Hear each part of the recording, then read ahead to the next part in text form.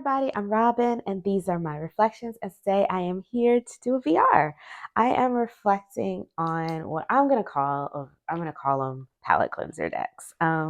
This is a VR too. I saw this video on Krista at Crochet Witch Tarot's channel. She did a video called Decks to Transition from Summer to Fall, but she was responding to Tara at Cozy Core Craft, which I watched her video as well. And I think her video was called The Season Between Seasons, when it doesn't feel like summer or fall, or decks for when it doesn't feel like summer or fall.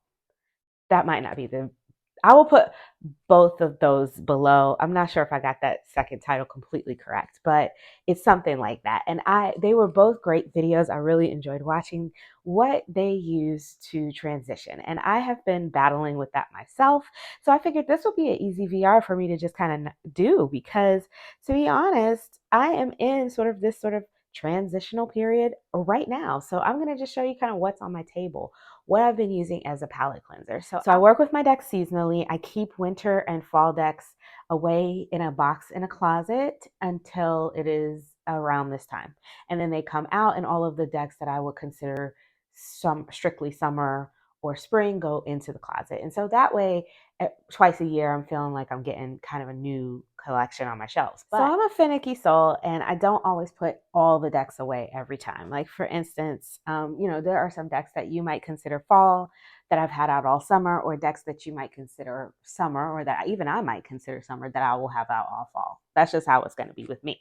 But these are two decks that I know for sure. This is the Pastel Weight Tarot, the Pastel RWS. You can get this on Make Plain Cards, and this is African Goddess Rising. You can get this from Hay House or on Amazon or wherever you buy your decks. That's a mass market deck. Now, these decks I for sure have put away in my summer box, and I know that I have not missed them. I did not miss them when I put them away and last year, and I don't believe that I will be missing them this year.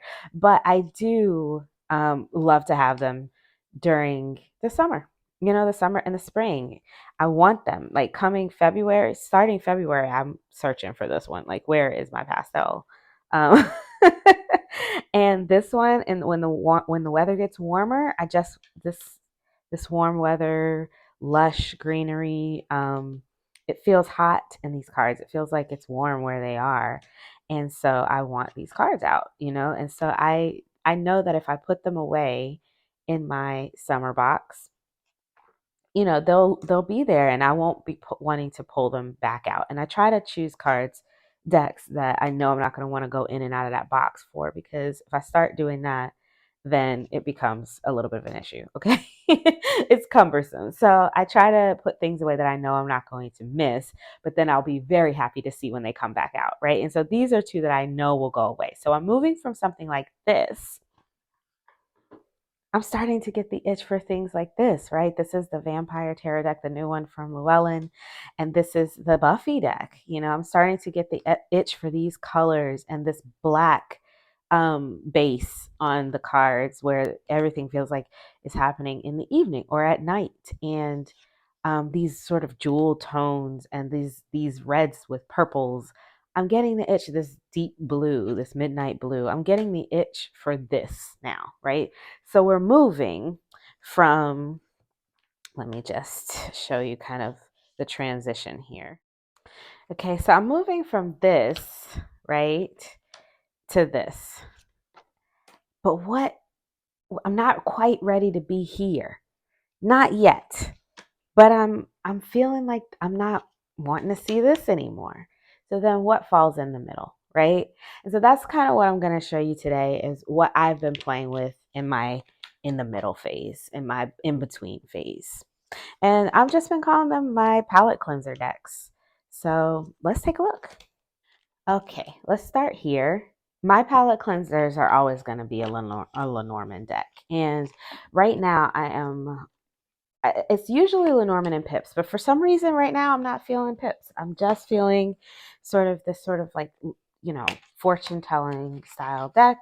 So I've been using these two. This is, I'm sorry, I didn't tell you. This is the Lavender Lenormand from Divination Apothecary. You can find this one on Etsy. if you're interested. And this is the Cartomancer Poker Deck Archetypal Playing Cards. This is the Clarity Edition. I think there's a Shadow Edition as well. Um, you'll have to Google it. I can't remember where I bought it. I think I bought it off like Tarot Arts Store or something like that.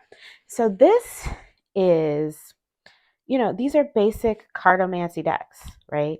What I think the reason I've reached for these is because of the muted tones, the sort of watercolor nature of it, because that's what I'm looking for. Right now, what I'm searching for, I think in my aesthetics is I want watery things that sort of swim across my card and then watery colors, and I want soft tones. Nothing that is going to sway me to think of one season or another, right? Um, Nothing that is going to make me think, oh, it's too warm or no, it's too cold. I want something kind of in the middle. And so these have been sort of really helping me with that. Also, the great thing about um, these sort of fortune telling cards is that they get right to the point. So that's also good for cleansing the palette for me as well. Is that I don't have to take too long to do a reading. It gets straight to the point, and I'm out of there. So that is the Cartomancer poker deck and the Lavender Lenormand. Another thing that's really kind of shocked me is this. I've been really into these bird decks. I don't have a ton of bird decks. I might have these two. I have a penguin deck and maybe one other, and that's it. But for some reason these two decks together I've really been sitting with. And yeah, they're great for this palette cleansing time.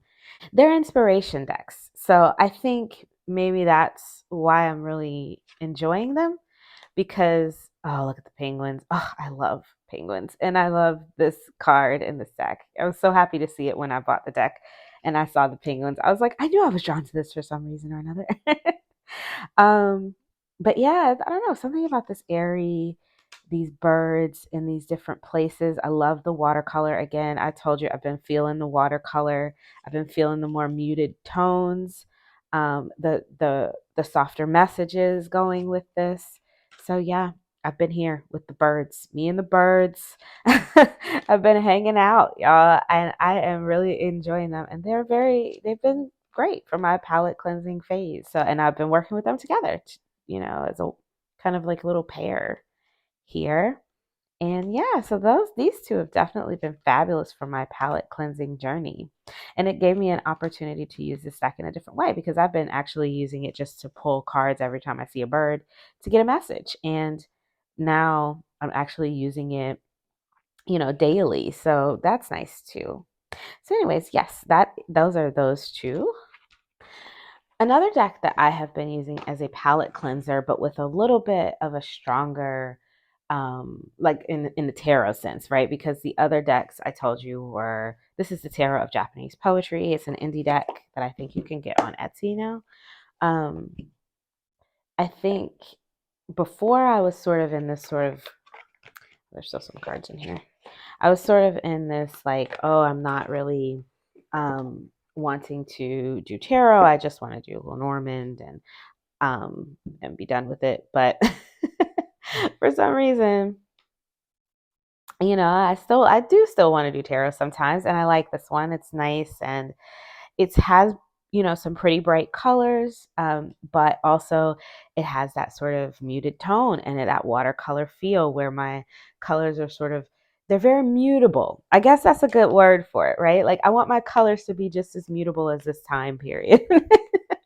Just as changeable, and you know just able to like just sort of swim across and melt into different things. I like that about um watercolor. And so yeah, I've been feeling this one in this palette cleansing time. It feels fresh, it feels clean. There's a lot of open space on the card, which just allows for my brain to just kind of find its own way rather than being led, and I like that about this deck. So that is the Tarot of Japanese Poetry.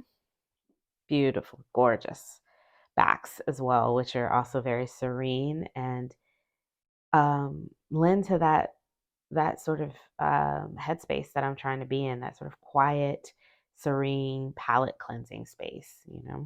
This is another little pair that I've been enjoying. This is the Phantasma Tarot by Paulina Faye and the Pixiekins, a daily inspiration deck by Paulina Cassidy. And I think you're seeing sort of a little bit of a theme here with my oracle decks. Like, they're not oracle decks at all. They're inspiration decks, or just plain old divination, like cartomancy decks. Like, I'm not into oracle right now. For some reason, I don't know. Like, I'm in this palette cleansing phase, and oracle can take up a lot of space in your brain, especially with the guidebooks and all the different people in your head. Well, in my head anyway. I don't know about you guys, but that's how for me.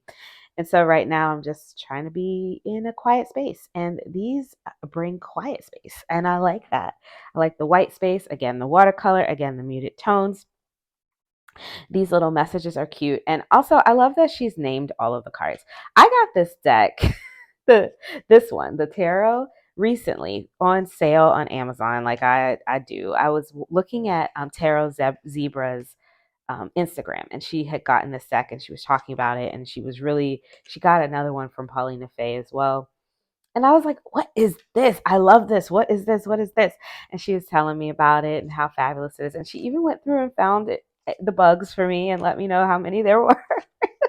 I was looking at it. Every time she showed it, I was thinking to myself, I really like this deck. And I went on Amazon to just put it on my wish list, and I ended up purchasing it because it was on like a really great sale. Like, I want to say it was like 50% off or something. It was very, very inexpensive comparatively as to what it normally is, right? So as I was working with this one, I kept looking at the artwork, and I was doing a little bit of a deep dive with it. And then I was like, I just recognized this artwork. I'd forgotten I bought this deck. It's an inspiration deck. I have many of them. But this artwork just kept bringing this one. It didn't bring it to mind immediately, but I knew I had recognized the art, right? And I was like, what is this? What is this? And then finally it came to my head that this artwork is very similar to this. So I pulled them out to work together with them, still not realizing that they were by the same illustrator, because the names on the boxes are a little bit different. Not just the last name. I don't know if she got married or what. Like, this is Faye, and this one says Cassidy, right? And the artwork is a little different. It's a little bit different, right? So, I was like, oh, I like the way they look together. And then just one day it just clicked. This is the same person. And then I was like, oh, no wonder I like them together so much. It was the craziest little adventure that my brain went on for these two to find each other. But yes, love this little deck. I have loved it for some time now. It is a US Games deck that nobody talks about. I don't know why, because it's super cute, but maybe because it's an inspiration deck, and it's just like lots of nice messages. She's named the characters. It's always fun to see what she's named the characters. Like, this is Jezebel and Kazu, and the message is never dim your light for the sake of making others comfortable. Okay. And then this is Demelza and the Kitty Twins. And the Kitty Twins and Demelza are here to tell us to fire up your power and make things happen. So I like the little names. I like the lovely empowering messages. It goes very well with this deck, which I have been head over heels in love with, and I will forever be grateful to um, Tarot Zebra um, for posting this over and over again on her Instagram page, because I was just like, I gotta get it. I have to have it, and I love them both. So this has been wonderful palette cleansing for me. Perfect for this time of year.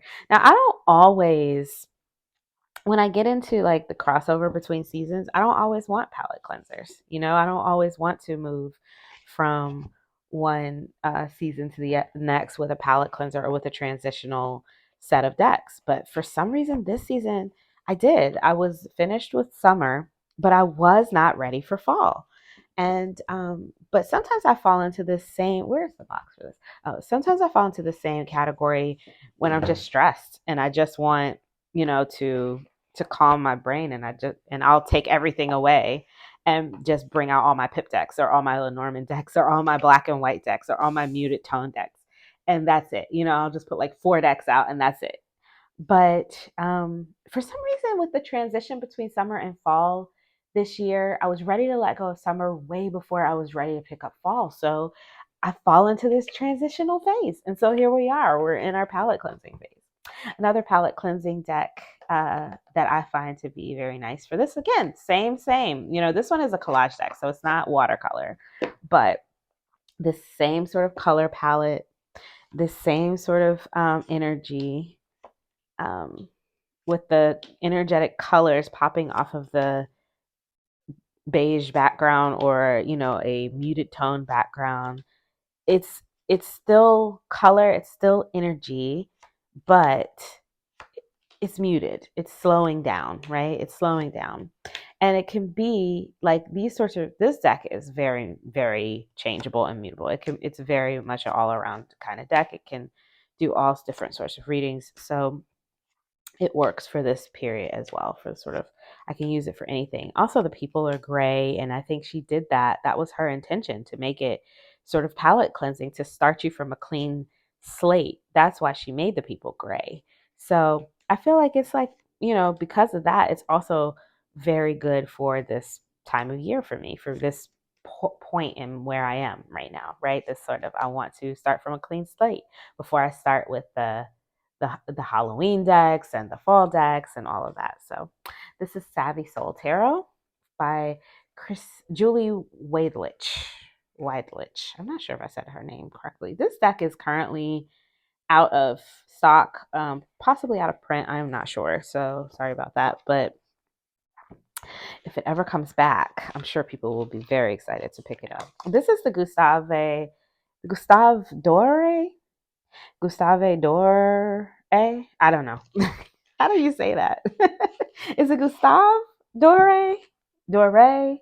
Is it Gustave Dore?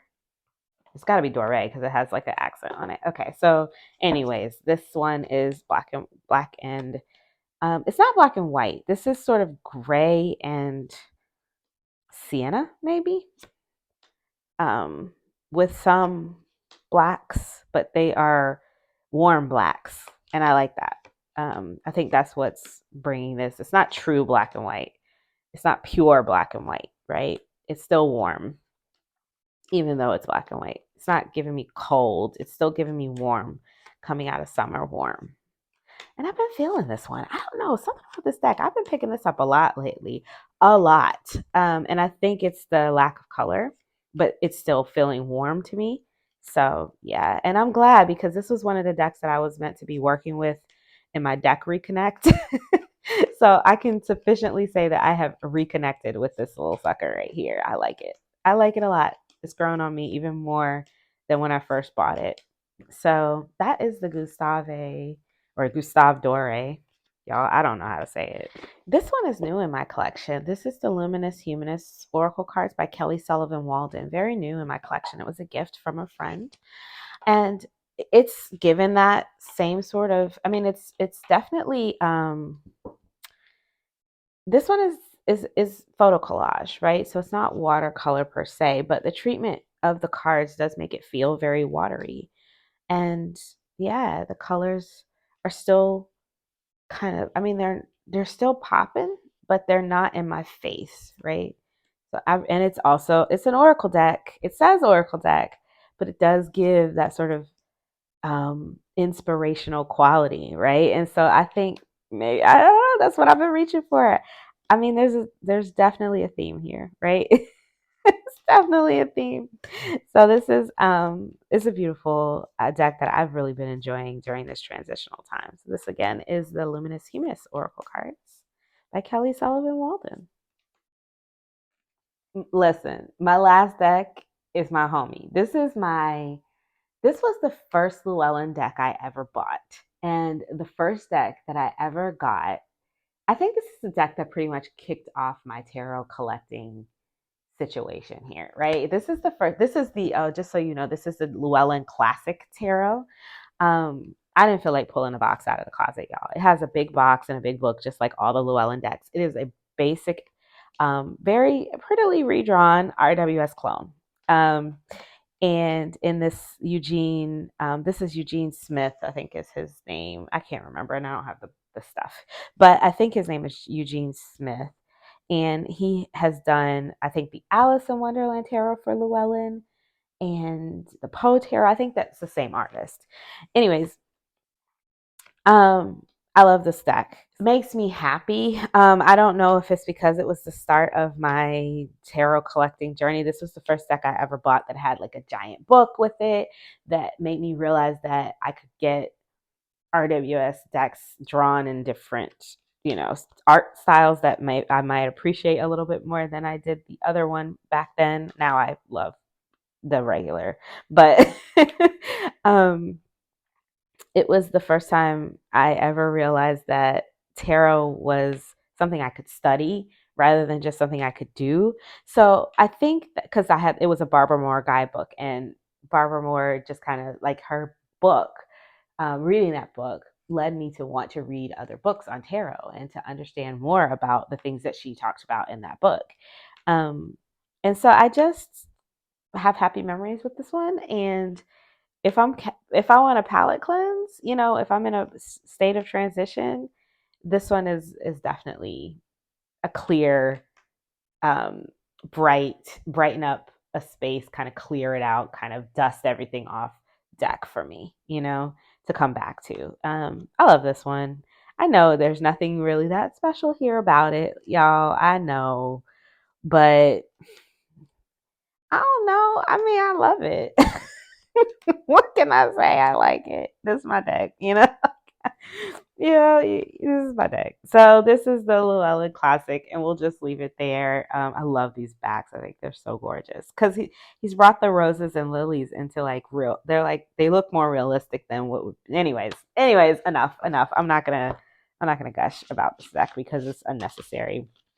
But anyways, that is the Llewellyn Classic, and that is my final transitional what I was been calling my palette cleansers. So if you like this video, please give it a thumbs up.